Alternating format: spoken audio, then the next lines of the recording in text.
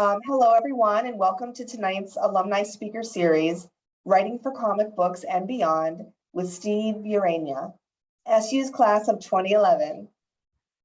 I am Becky Toth, Associate Vice President for Advancement and a member of SU's class of 92. We will have time for questions following the presentation, and we will do our best to get to all of them, including those that you submitted ahead of time. During the presentation, you may use the Q&A feature at the bottom of your screen to submit additional questions. Before we get started, I want to acknowledge a few SU faculty and staff who are on the call with us tonight. We have Vice President for Advancement, Melissa Kimura. Other members of our advancement team, Jody Swartz and Chris Markle.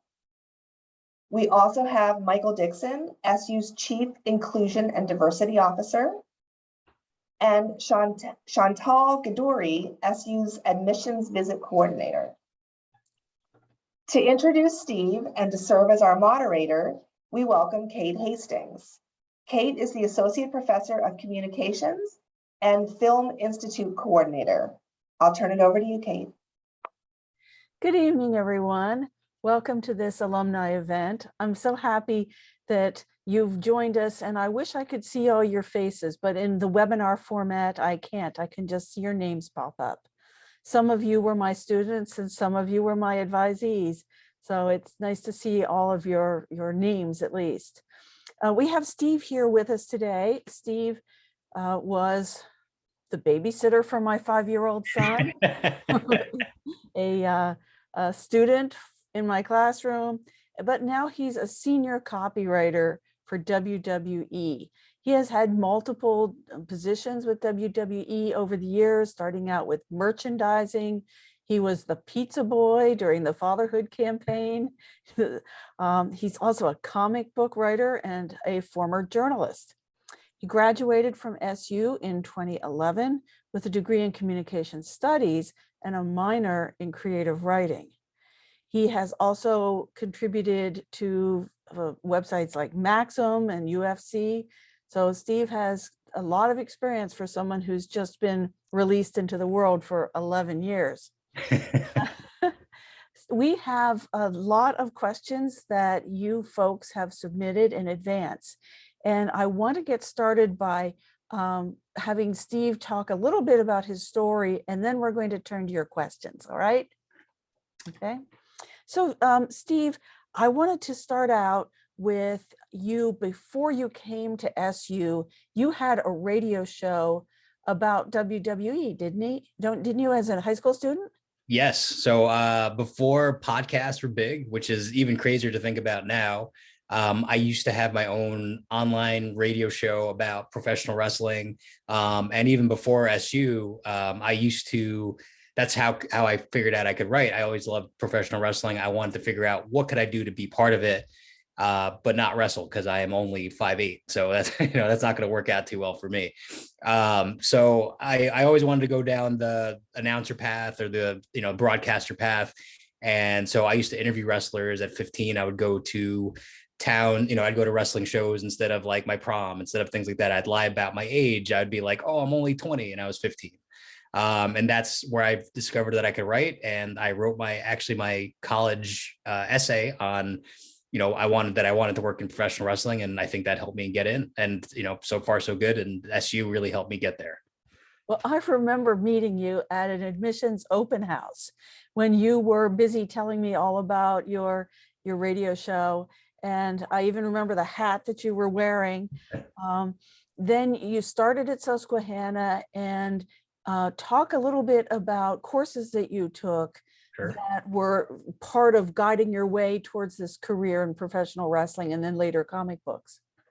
So, at SU, I was a creative, at first I was a creative writing major and a journalism major. So I took, a lot of the courses with Tom Bailey and Gary Fink, and I took the horror films class over there as well. And those stick out to me. But I always loved the creative writing courses because they were so much fun, because you would get so many different personalities in a room. and we all just loved writing. It didn't matter where you came from. We would write stories and we would all critique them in the most respectful and creative ways of just like, I like this, but let's try this. It was very collaborative. So I always am very grateful for that, because that kind of brought me to that taught me a lot about working with people outside of, and I guess in writing or outside of school. It taught me how to work with people and just be kind and work in a collaborative way. The best idea wins, I guess. That's what I always say. Yes. Doesn't matter where it comes from, just best idea wins. But a lot of the classes there, all the, your class with media management and talking about the headlines and papers, like that helped me a lot in my journalism as well. Just creating headlines. And so it's just a lot of classes at SU were great. I love the diversity of classes that you could take.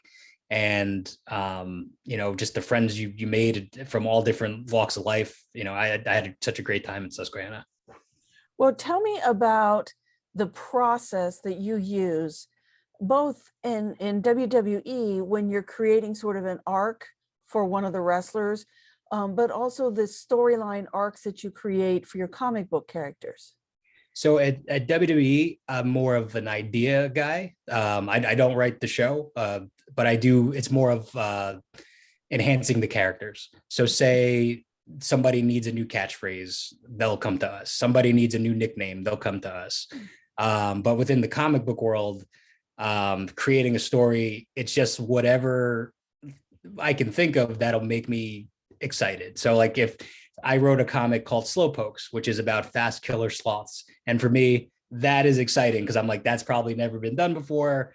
That's ridiculous. It's a challenge because it's like, what can I do with this that'll make this fun, engaging, and interactive as possible?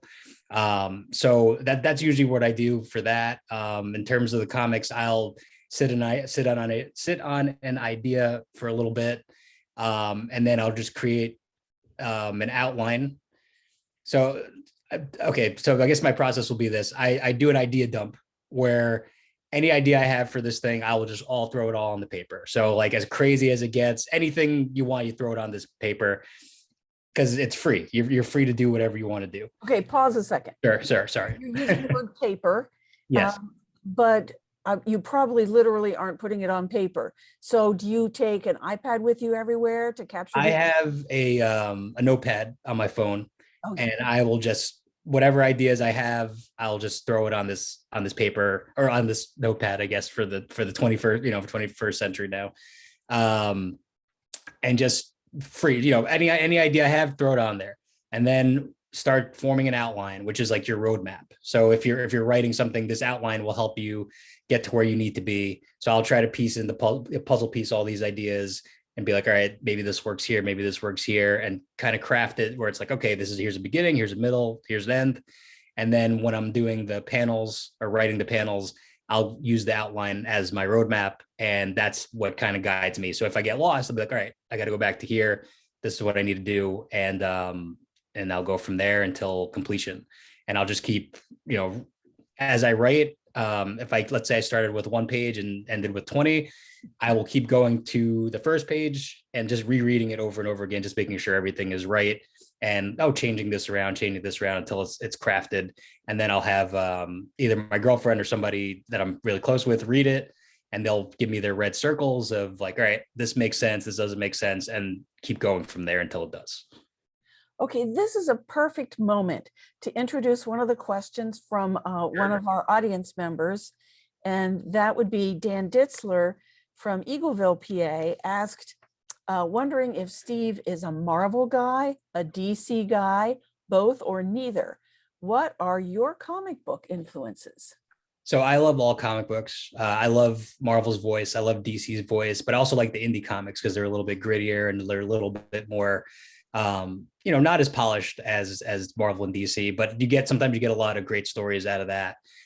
So I guess a lot of things that influenced me. I mean, I love Spider-Man. Who doesn't love Spider-Man?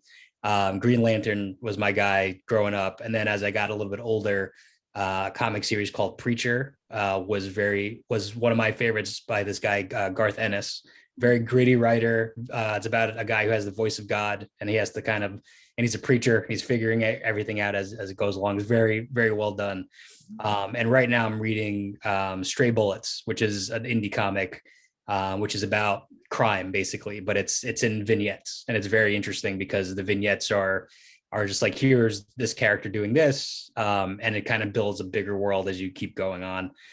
So I mean, I anything with a good story, I love. I also love going back on the classes in Susquehanna, the comics classes with Philip Roth, who he had very great classes there. So we read a lot of great comics that I really wouldn't have found anywhere else. I know we read Mouse, we read Will Eisner's Contract with God, and some other things, but it opened my world to some other things that I may not have noticed just going to the comic shop. So that would be Dr. Lawrence Roth in English. Yeah, Lawrence Roth, sorry, not Philip Roth is an author. Okay. Sorry. Listen, we got a pop-up question in the Q&A. Anonymous attendee asks, how would you go about to stick with one story when you have so many stories? That's the hard part, because I have a lot of ideas. So like since I've been introduced to comics and doing the comic things, I'm like, all right, I like the floodgates have just opened. So I've kind of created a schedule for myself for how these stories make sense. So like I did Slowpokes, the Killer Sloth one first. And then after that, I was like, all right, I want to do something that's not sloth related, or, I love that stuff, but I want to make sure that I'm not pigeonholed to one thing. Mm-hmm. So Zombie Date Night came out of that, where it's, zombies are interrupting a blind date. So for me, I always, when I was in the dating world, before my girlfriend, I would be like, oh, what the test was, is if I can go on this date and if a zombie outbreak happened, would I stay or would I go? So like that kind of came out of that. And then after Zombie Date Night, I was like, all right, I want to do something completely different. And that's where X-Machina came, where it's Santa fighting robots for the Christmas season. And I kind of thought of it as like, if I could do the holidays, then I can kind of create a schedule for myself of like, all right, summer this, fall this, winter this. But it's just kind of a feeling, just going off your gut of what story comes next. But I have a million of those docs open of like, all right, here's my idea dump for these things. And then something will kind of click and I'll be like, all right, I got to finish this or I got to finish that. So, but it's just kind of following your muse at the moment, I guess, would be the answer to that question. Well, thank you. Is anyone else who would like to pop questions in the Q&A box? We can get to those and have Steve address them. Meanwhile, here's another pre-submitted question. And this is from Thomas Ditzler from Wallingford, PA, class of 2010. So maybe somebody you overlapped with. Oh, that's somebody I lived with. Okay. You have a plant in the audience, I see. I do. I guess I do. Well, your roommate asks, what do you enjoy most about writing horror comics? I think the best thing about horror, and not a lot of people will think this, is that it's you can do anything. It's very freeing. There's no wrong answer in horror. And I think that's why I started that way, because I was like, all right, how do I make the most noise as possible, as much noise as possible? Fast killer sloths, that's going to get attention. You know what I mean? No matter what, that's going to get attention from sloth lovers, horror people, comic people. That's like the whole gambit, which was very, lucky for me. But horror is so freeing because the community is such a very open place. They'll accept any idea as long as they're entertained. I mean, there's a movie called Killer Sofa. It's a sofa that kills you. So if that could exist and people are like, oh, that's good, then it's like, all right, the bar, could be as high or low as you want it to be. I think it's just more or less just leaning into the idea. If the craziest idea you could have, just lean into it and just have fun with it. And if you're having fun, people are going to have fun with it. So I think horror is great because you could let loose, you could be funny, you could be cheesy too. It doesn't have to be perfect. And that's what I love about it. And the fans are so cool and just so sweet and nice. And these people have like crazy tattoos and piercings and they look scary, but like they're the sweetest people in the whole world. Okay, listen, we got 2 more questions. All right. Dorothy Hall Riddle, from a class of 96 from Cumberland, Maine, asks, what age group do you normally write for? So I've been going through the, like, I guess the 18 to 34, because like I think for me with comics, it's just what is it, the floodgates are open. Like I'm like, all right, I can curse, I can do whatever I want, I can say whatever I want, and have fun with it. So I'm doing that for now. And it's working so far in terms of my voice, but I really want to do like a kid's book. I would really love to do a kid's. I'm a big goofball at heart, and I think that is in me. Like I would love to do just like, here's the guy that did Fast Killer Sloths, and then like do a kid's book. You know what I mean? Just kind of switch it up and play with my voice and just, have fun. And I think a kid's book would eventually be something cool and be something fun. Okay, the questions are pouring in. Chantal, who works across campus from me, she was a 2011 creative writing grad. So you may have been in a class or Yes. two with her. I believe we were. Yeah, she says, I always find it fascinating as a fellow writer to ask this question. How do you stay inspired with your work, or how do you handle writer's block when you face it? So I think for several years, just trying to find, like, wrestling, I always found my voice in, so I was very happy there. But with in terms of like writing stories, for a long time, I just kind of was like, I don't know what my medium is. I don't know if short stories are my medium. I don't know if poetry is my medium. I don't know if, long stories are my medium. So like, I always kind of second guess myself. I knew I had stories to tell. I knew I had fun stories to tell.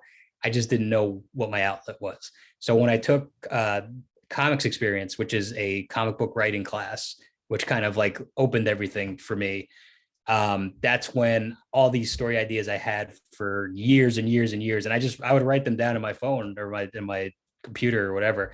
I was like, all right, now is the time to try to use these for comics. And so far so good. So I've been lucky that I've had ideas, but the best ideas I think come from just living your life. You know what I mean? Just whatever entertains you, write it down. Whatever you want to see, write it down. Because the fact is, if you want to see it, somebody else probably wants to see it too. I didn't think people would want to see Fast Killer Sloths, and that was like my most successful Kickstarter, which is nuts.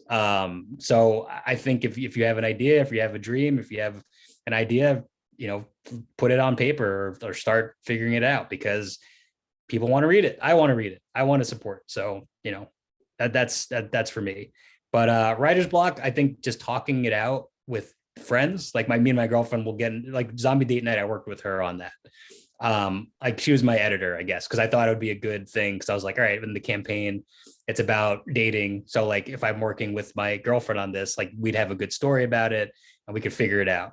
And we had arguments about the characters, about where they go and what they do. And nobody was right or wrong, but it was a fun conversation. And then, like I said, best idea wins. And so far, and it worked out. And we're still together. So hopefully nobody, she didn't try to kill me, which is good. Right. Emily Wagner asks, do you prefer to write heroes or villains / heel content for comics and WWE?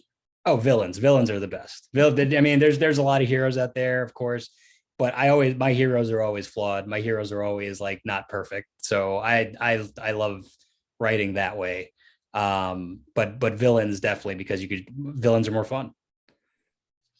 I agree. And I can be a villain sometimes. So, I relate to the villains. So someone else has posted a question anonymously. Do you have any upcoming publications? Yes. So for those who are listening, this is the first time I've talked about this. So I'm very excited. Don't tell anybody. So Slowpokes 2 is coming in a few weeks. The art is done for it. I'm just putting a lot of things together just to promote it. And then I have a comic coming out I'm hoping fall. It's being worked on right now. And this is probably one of the craziest ideas I've ever, I think. So it's about a girl who gets possessed by a demon and gets her powers through cursing. And it's going to be called Foul Mouth. So that's coming in October. And I'm very excited to see how that plays out and how people respond to that. That's great. Next up, Amy Gimbel. And Amy is a member of the class of 1993. She says, how do you like to physically design your characters to convey their personalities? And what are your favorite archetypes? So I can't draw for anything at all. So I base my characters around people I know because that's what I know. So I will WB taught me to pull swipe, which is basically like pull references of things that you would want to see for your characters.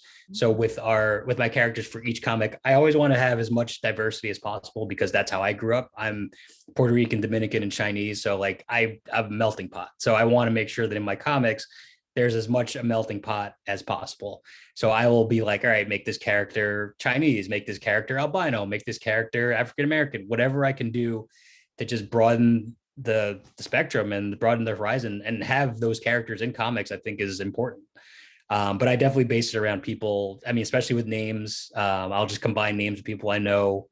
But archetypes, just, lovable losers. I mean, that's that's my favorite thing to do.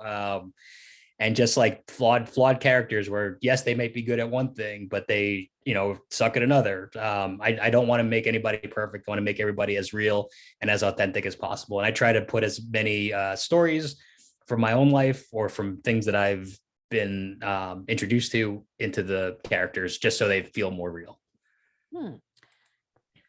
Here's a new question from Michael Dixon. Michael works here on campus. He writes, in the internet wrestling community, there's a lot of criticism about the story writing for the WWE, with rumors about Vince McMahon ripping up scripts right before the air.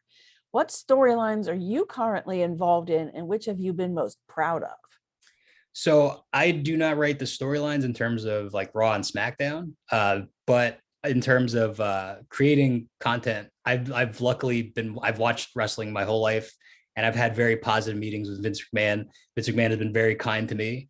I have not seen scripts being ripped up. That doesn't mean that hasn't happened. I'm sure it may have happened at one point. But in terms of criticism, I think anything in entertainment will be criticized no matter what. But I think whether it's good or it's bad, as long as people are engaged with it and as long as people are responding to it, I think that's what you want, whether it's bad or good. If nobody responds to anything, then you haven't done your job. You know what I mean? Like if there's no response to anything that you're doing, then I think that's the wrong way. That means you need to work on what you're doing. So, but yeah, Vince McMahon's been very cool to me. I've told Professor Hastings about this, that I have yet to meet an executive at WWE without doing some sort of voice, because in terms of writing the scripts, I will do the voices of the characters. And so I had to do Vince McMahon's voice to him. And he was like, God damn, pal, that's real good. I was like, yeah. So it's every day there's a different experience, and it's just crazy, but it's fun. It's a lot of fun. Well, we have some of the pre-submitted questions to get back to.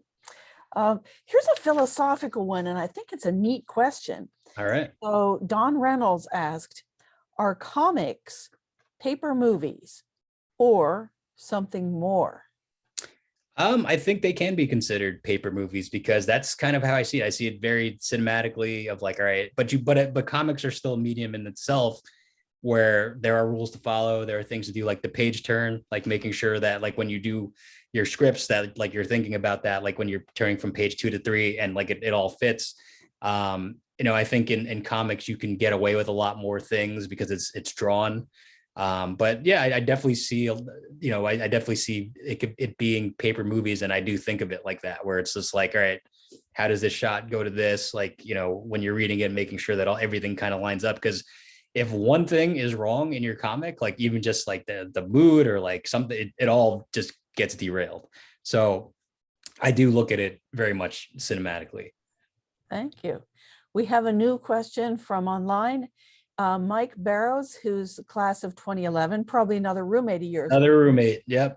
Also, I think you guys should do a seminar with him, because he has a similar story, but in the racing world, with NASCAR and Hendrick Motorsports and different things. And it's very cool to see that, we ran in the same friend zone, and we got to do what we wanted to do, which is awesome. His story is very, very cool. Well, he wrote you a question. Mike is in Allen, Texas, and he asks, writing these comic books gave you another opportunity to do something that you're passionate about as a hobby. How do you balance writing for enjoyment without it starting to feel like a job or a chore? So I think with comics, I've been using that as my, I don't want to say, I guess my safe space. You know what I mean? Like where it's anything goes. Like um, there's no pressure on me because it's all. I mean, there should be pressure where I'm like, oh, I need to be a success, I need this, but like I don't see it like that. Where I think making it come to life is more of the success to me than like making money or doing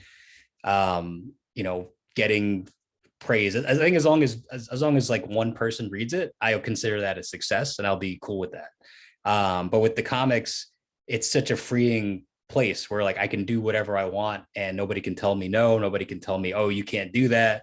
It's that. So Joyce Carol Oates, author, in one of the master classes that I took, she said to write in a journal because that's when you're most free, because you're just writing to be yourself. You're not writing to for anybody else but yourself. So with the comics, I write for myself. If I think it's funny or if I think it's like, all right, this is something I really love, then I want to continue doing that. So I think the comics, I've been lucky enough to use that as a place for that. And also because I'm putting my own money towards it. So I'm like, I want it to be the best that it can be. And that's all I can do. And to not, kick myself or, it's supposed to be fun. As long as it's fun, I'm going to keep doing it. Okay. Well, thanks to Mike for the question, and maybe someday we'll hear his story too. Please reach out to him. He has such a great story. Well, we have another one that was submitted beforehand, and that is from Alex from Folsom, California. And Alex is attending with his son and asks, it would be great if you could share how your high school and college experiences prepared you for a career in comic books, and any advice you would have for a budding artist/author, presumably the son. My advice, get started as soon as possible, because in high school, I was not given enough support. But when I got to Susquehanna, I got all the support that I needed. And that kind of built up my confidence and it prepared me for the real world. And my confidence grew and grew. And I remember I used to work at a radio station, and I was so confident in my writing that she wrote that as like a detriment to my boss at the time. She was like, he's too overconfident. He thinks he can do anything. And I still think that I can do anything, but it's also practice. It's the Malcolm Gladwell 10,000 hours. Mm-hmm. The more you do it, the better you'll get at it. I'm not perfect. I'm still learning. I'm still figuring it out. I'm still trying to be better than I was the last time. But I think, as long as you keep it up and try and you have a better chance of getting what you want by doing something than not doing it at all. So if your son, wants to be in comics, or if he wants to be in entertainment, now's the best time to start. We have so much access to everything now. Like if you want to make a movie, you can make a movie on your iPhone. If you want to write a book, you could just write a book and self-publish it if you want to do that. I went through the self-publishing route and it worked out for me. So I mean, I think it's just about doing it yourself and doing it the way you want to do it and not worrying about what other people think or what, as long as you're happy with it, then, you can't go wrong with that. Well, thank you. We have a new question in the Q&A. Anonymous attendee asked, is your radio show still available to be listened to, or has it been lost to time? It has been lost to time. I do have the files, which will probably never see the light of day until my time in wrestling is done. But I think the old radio shows are probably lost to time. But I do think down the line, maybe one day, maybe it can come back, or maybe there'll be a podcast or something like that. But right now, I'm having a blast. I do miss journalism. I may dabble at some point to get back into it because I just love talking to people. Maybe I can interview comic creators or something like that. But yeah, I just lost the time. Unfortunately, my voice is a little deeper now. Well, I have a question I'd like to throw in there. Do you attend Comic-Cons? So when I started doing the comics, that's when the pandemic hit. So I unfortunately have not been to a Comic-Con yet, but I did get invited to my first one Oh, I just could not go because I have like a vacation lined up and it was like the time of the vacation. But I do think in time I would love to do Comic-Con. I know a friend of mine wanted me to do New York Comic-Con with him. So I think that will probably be the first one whenever they're ready or whenever the time is right. all right. So I have another question. And folks, feel free to put your Q&As in the box there and we'll get to them. I wrote some questions in case you didn't fill up the Q&A box. So if you could create and teach a course at Susquehanna that would have helped you when you were a Susquehanna student, what would it be? Oh, that's a very good question. I think just right off the top of my head, I think characters, just building characters, because I think that is the toughest part about writing is making sure that your characters are authentic, making sure that your characters, read well and making sure that your characters are original. So I think, I mean, we learned a lot about that stuff in our writing classes, absolutely.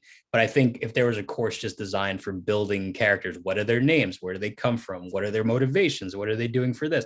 I think that would help a lot of students there if it was just specifically characters. Because I know I've definitely met writers who know their story, but sometimes the characters, they need to kind of think about it more, how these characters play into the story and making sure that it fits. Mhm. Well, I imagine that the United States is just full of young boys and girls who want to go to work for WWE. And you somehow made that happen. Yes, What, somehow, somehow it should happen. I don't know how it happened either. but I mean, that you distinguished yourself from the pack. What barriers did you face as a brand new college grad? The toughest part about graduating, and I think a lot of students will have this, was going back home. Like that was like the biggest, like I felt like I felt like I was moving forward. And then when I had to go back home, I was like, oh man, I'm back home and I come from a small town. So like for me, I was just like, it just wasn't what I wanted to do. And one of the hardest things was just getting people to be on your team. You know what I mean? At Susquehanna, I had a lot of support. I had a very, big support system. And then when you go back home, it's like it never happened. And so it's like rebuilding, to go back to that, you got to gain that trust, doing a million job interviews. I'm going to tell you right now, I'm doing well now. Things are good. But I had so many refusals or so many like, oh, you don't have enough experience. Oh, you don't do this. You need this. And I'm like, how am I supposed to get experience if I can't get hired somewhere? Like, that doesn't make any sense. I remember I had a job interview for Arizona Iced Tea and I thought this was it. I reached out to them and I said, hey, like, do you guys need writing? They're like, yeah, send us a sample based on this. I was like, okay. I went over there. They're like, oh, come visit us. We'll talk to you. I didn't know I was applying for a job. I thought we were just talking freelance. I thought we were talking, I thought we were just talking about like, hey, throw some work on my plate. So I was completely unprepared for this thing. And it broke my heart because I wanted this job, but like, if they just told me what it was, it would have been, just that communication. And I just remember all that, the heartbreak of just like, man, I'm not good enough, or I'm not this. I remember I got fired from the radio station because the lady didn't like me and she wouldn't tell me what I was doing wrong. Mm. You know what I mean? Like, I think that's the worst thing is when you're out in the world, you're trying something and they're like, you're bad. And I'm like, I'm 22. Like, you know what I mean? I could be molded. I could, just tell me what I'm doing wrong. And they never told me what I did wrong. They just, it was always just bad review. So like I would say 6 months, I was so depressed. Like I was like, I'm not a good writer. I'm not supposed to be in radio. I took a job at a wedding place as a server because I was like, oh, this is all I can do. And then I was like, this isn't what I'm doing. I'm going to try it. I'm going to get back on the horse. And so I started doing, after I got fired, I was like, all right, I'm going to start writing again. So I started doing stuff for papers and magazines. And all it took was that one guy who wanted me to write for his magazine. And I was like, oh, I'll do it for like, for this amount of money. And he's like, no, you're going to be paid this much, which was 10 times more than what I was going to do. And I was like, I'm not, then I don't suck. You know, I mean, I'm not that bad. So, but that was the hard part. But it's also just like luck sometimes. It's also that like that, but you got to create your own luck by doing all those things. It got me to WWE because like UFC was, if I didn't work for UFC, they wouldn't have brought me in for a job interview. So like if it wasn't for UFC giving me a chance, I wouldn't be in WWE. And the crazy part is I applied for a job in UFC to like move to Vegas and everything. And she was like, I don't think you're ready for this, but I still think you're talented. And I want you to write for us freelance. So like, it's those opportunities you got to kind of take advantage of. And even my former boss at WWE who hired me, he told me, he's like, I was this close not to hire, this close, not to take you on because of the experience. I didn't have the experience, but he's like, I had a good feeling and it worked out in the long run. I'm like, that's my whole life. Like my whole life changed because of a feeling. So I guess it's just, the best thing is just prepare and take on as many things as you can, just so you can learn and be and have that versatility. Because the jobs that I had before WWE were, some of them were a nightmare, but some of them were so much fun. And like, if I didn't get that, I wouldn't have gotten these. So, Right. yeah. Right. As I say, luck favors the prepared. Yes, I guess so. Hey, we have some more questions. Sure, let's go. Anonymous attendee asks, what's something you'd like to see more of in the comic industry? Definitely more diversity in comics. Definitely more stories that are just wacky. Like, I mean, we get a lot of superheroes and I love superheroes and things like that, but I think there needs to be more personal stories about people's lives and people's, there's stories about people that overcame cancer in comics. There's people who went through the Holocaust and they did their own comic. I just would like to see more, versatility in stories. And I want people to take a chance on telling the story that they want to tell, because I think it's so brave that people want to do that. Like that to me is just awesome. And I'll support that, a lot more. And that's what I love about the Kickstarters, because you'll see things you're like, wow, I didn't think about it. Like, okay, I'll gladly put my money down for this. Actually, before we get to the next question, Sure. you've mentioned it twice. I think you need to tell the story of how you funded your first comic through Kickstarter, because we have a lot of young writers in our participant group here who might want to know about how to do this. Absolutely. So crowdfunding is a great way to create a project, something that you're passionate about, because I feel like you'll find an audience. And if you're, I've come from a marketing background and learning from WWE how to market and promote things. So for Slowpokes, it just was such a helpful resource. But I started with, I didn't think anybody would want this comic at all. I just knew that I had it done and it was already drawn and it was already done. So I was like, all right, I'll put it on Kickstarter. If people want it, great. If I make some of my money back, great. My goal was $2,000, which was just, just half of what I put into the comic. I was like, if I make half my money back, I'll be fine with that. But I was like, you know what? I want to promote this and do this the best of my ability. So I reached out to horror publications, comic publications, sloth lovers stuff. You know what I mean? I raised money for the Sloth Conservation Society in Costa Rica. I just wanted to have fun with it. I was like, what is something that I would want to see being promoted if I was promoting this comic?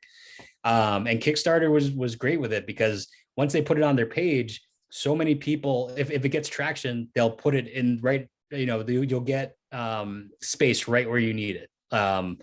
They'll promote it, they'll send emails about it, they'll put it in the beginning of their website, and it kind of took off. Like I wanted to raise $2,000 and ended up raising close to like $10,000. Mm-hmm. And I was like, this is crazy. And people from all over the world were like, I want this. And I was stupid and I didn't know what things cost at all. Like, in terms of like, I didn't think anybody wanted this thing. So I was like, all right, comics are what, $2, $3? It's not that anymore. It's like six, closer to $6 or $7. So luckily I made money, but it was because of the low prices too. Like they were like, oh, this comic is a steal. I'm gonna get a digital copy, and that doesn't cost anything to print, so that was good.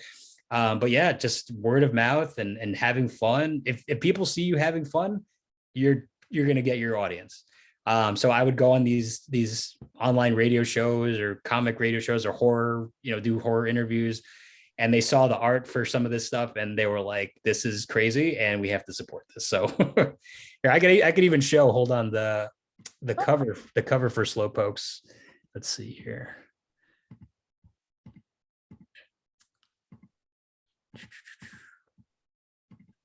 Let me share my screen here. Oh, I'm disabled from doing that. All right. Let me see. I wonder if Becky can help us with that. Yes, I just changed it.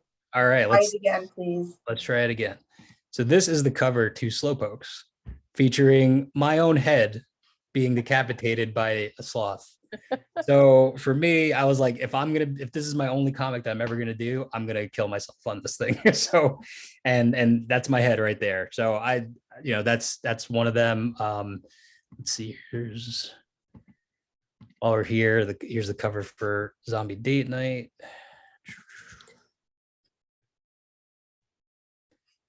Wow. Yeah, I got very lucky in terms of the artists that Comics Experience found for me. And then here's for X-Maschina.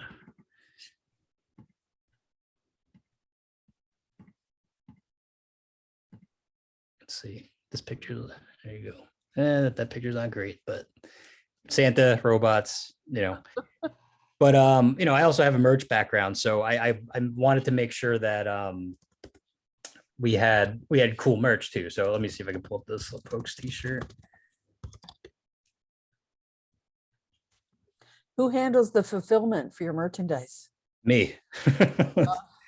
So I get luckily through my contacts at WWE, who are very kind and very awesome to me. I've been able to use them to help me. I'll pay my friends to do as much as I can to promote these things. And so I know like the t-shirt vendors and things like that from my time at WWE. And I use my own money and I pay for all that stuff. But luckily with the Kickstarter, hold on, I'm trying to share my screen here again. So this was the shirt, which is a killer sloth for bursting through the door, kind of like here's Johnny. So, but yeah, just using my contacts and trying to figure out. Like I have friends that work at Nickelodeon. They help me with the trailer. I have a friend who does music. He did the theme song for Slowpokes. I just wanted to go as crazy and ridiculous as possible, and it works because if people are like, "Oh, this is something fun. This is something I can engage with," then you could hit a home run. We have another question, and anonymous attendee is back asking, "How do you make your characters not sound the same with their personalities and dialogue?" I will read me and my girlfriend, I guess, or me and whoever's helping me edit it at the time. We will just read the scripts, and I will do the voices of the characters, and I'll make sure that the tone is right. I was like, all right, this doesn't sound right. Maybe we can change the words to that. But yeah, that's how I'll do it, is just doing the voices of, like for the Santa Claus one, I worked with a partner on that. And yeah, we just read the voices as each other and kept going and going until we had a good, a good voice or good voices. Now, have you had to engage some kind of legal partner who helps you with all this contractual stuff and paying royalties to the people who are providing, say, artwork for you? Yes. So Comics Experience, I will work with them. They will find me an artist, letterers, inkers, whoever I need for the comic. And, they'll get a contract, they'll draw up a contract, and I retain all the rights as a creator, which is great. And, the artists get paid what they're supposed to be paid. So it's a very mutual, very beneficial thing for everybody. And I think it's just important to own the rights to the characters and everything, making sure that, nobody else touches that. Okay, so you're up there in Connecticut working at WWE, and it's March of 2020, and we all get sent home from work. Were you working remotely for WWE while you were spinning your wheels at home and thinking of comic book stuff? Yeah, so the comic stuff, I had that done. It was in the process of getting done for like summer of 2020, but then with the pandemic, everything kind of got pushed back. So I worked remotely during that time, and with the comics, luckily Slowpokes was done. But during the pandemic, I had a lot of free time on the weekends or free time at night, and just like to kind of get away from a lot of the negative stuff that was happening in the world. I was writing Zombie Date Night, and luckily for me, I can write a comic in a short amount of time just based on the WWE. It's more the art that takes a longer time, so I can get stuff done fairly quickly. So like whenever I have a story, it's exciting for me, and I'm like, oh, I want to figure this out. And I usually go 20 pages, 24 pages. There's like 32. But yeah, I'm a multitasker, and so a million things come in at once. I'm able to do it by the deadline, and I would create deadlines for myself, and I think that's helped me a lot. My girlfriend would create deadlines. She'll be like, all right, in 2 weeks, I want to see the first 10 pages. Great. Okay. I want in another 2 weeks, I want to see the 20 pages. All right. I want the first draft done. And then I want, second draft done. And then when I'm happy with it, it gets sent off, and the process has worked pretty well for me. Let's talk a little bit about the writer's life. A lot of the things you're talking about are things that probably tied you to a laptop for many, many hours. Do you have an exercise routine? Do you go for walks? How do you take care of your overall health? I try to make sure that like working out is definitely part of that. I definitely try to make sure that I'm reading stuff, you know what I mean? Like because you can't, I'm okay, but like I want to make sure I get better. So I can only get better by seeing how other people do their process. I'll do master classes. I'll do podcasts. I really there's a podcast called The Accidental Creative, which is really good. And it just tells you, and it's very bite-sized content about like being creative and how to kind of take things on. Another podcast I like is Tools of Titans by Tim Ferriss. Thank you. So he interviews people based around their routines. So I know a lot of people don't like, the self-help stuff, but this is like, hey, here's self-help. If it works for you, great. If it doesn't work for you, no problem. It's more or less just interviewing people for their routines and how they use their routines for success. And I like to listen to that because it's like, oh, I could try this, or maybe this worked for me. Maybe this won't work for me. We are closing in on our last 10 minutes. And so if you had some other questions, you can pop them in the chat here, or not the chat, I'm sorry, the Q&A for Steve to get to before we end. I had a question about what kind of obligations maybe would you say WWE has to its youngest fans? Are you aware that there's people under 10 years old who are watching WWE, and how do they process that? The best part of WWE is that our fans, which we call the WWE universe, it's everybody. Like we reach out to everybody, every culture, every age, and there's always somebody you can kind of relate to and like grab onto, which is real. Like I love that so much, because if I'm working on like t-shirts, or if I'm working on commercials or something like that, I could write in one voice, but I could also switch to the other voices if I need to. That's the best part about WWE, is that they have so many diverse characters and different characters that you can kind of play around with. But in terms of like the age group, a lot of people don't like that we're PG, but I like it because you could still tell a good story without cursing. You could still tell a good story without being risque. You could still tell a good story, just by doing, and it's just fun. It's just, you go to a WWE show, our mission statement is we put smiles on people's faces. And every time you leave a WWE show, it doesn't matter where you're from, you could hate wrestling. at the end of the show, you're having a smile on your face, you're having a good time. So I think that's my favorite part of it is making sure that people are having fun. And it's like, what can we create in terms of like merch, in terms of commercials that can put smiles on people's faces. My favorite thing, we have characters called the New Day, and they're very positive and like uplifting. They run around with like unicorns and stuff like that. So they were doing this. They kept doing this, and I was like, we got to make them unicorn horns. And my boss is like, yes, let's do that. And so I remember the merchandise department was like, we can't do that. Like, well, and my boss was like, let's do it. And they did it. And it was like the top seller for, and it was just the unicorn horn. So I like WWE because anything is possible there. And it's very like an open door policy, at least on my team, where it's like, hey, I have a crazy idea, and they don't shut the door on you. They're like, all right, let's hear it. Let's see what we got to do for this. So is there a genre of writing you haven't explored yet that you would like to explore, like those Amish romances? Or... I want to try anything. Like if somebody wants me to write an Amish romance, I'll do it. Like I'm down to try. Like I think the best advice I ever got was like, don't worry about failure, because failure is learning.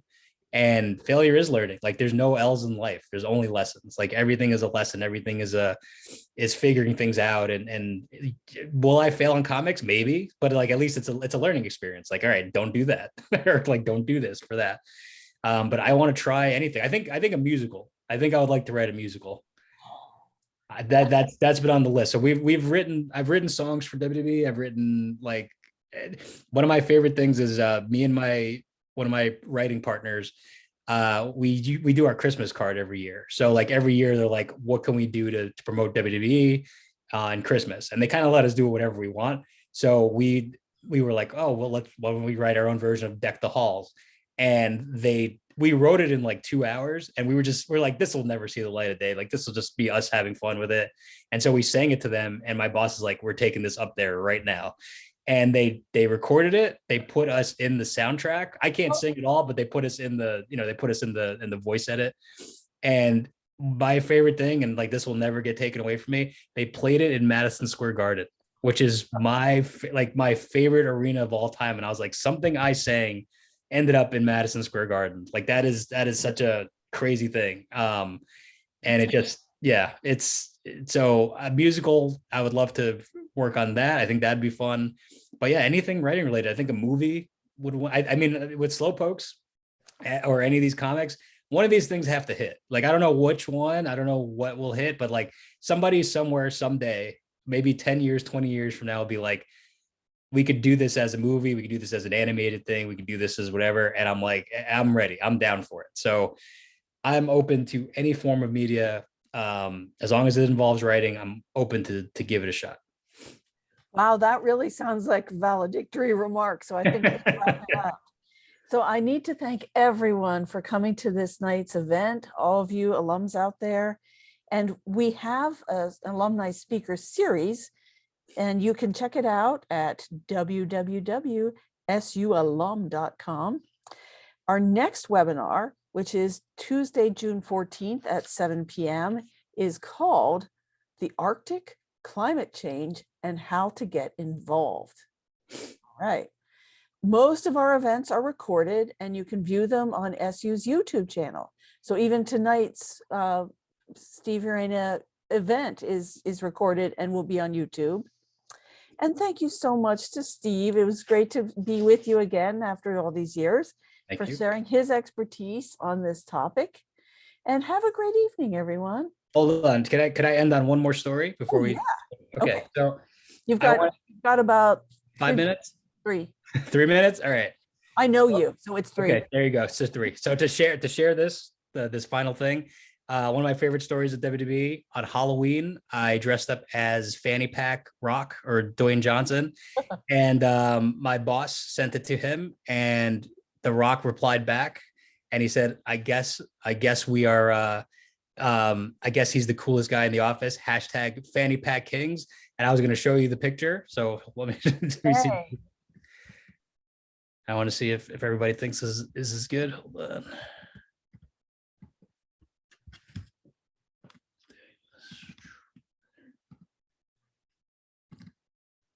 Right, hold on. Here it comes.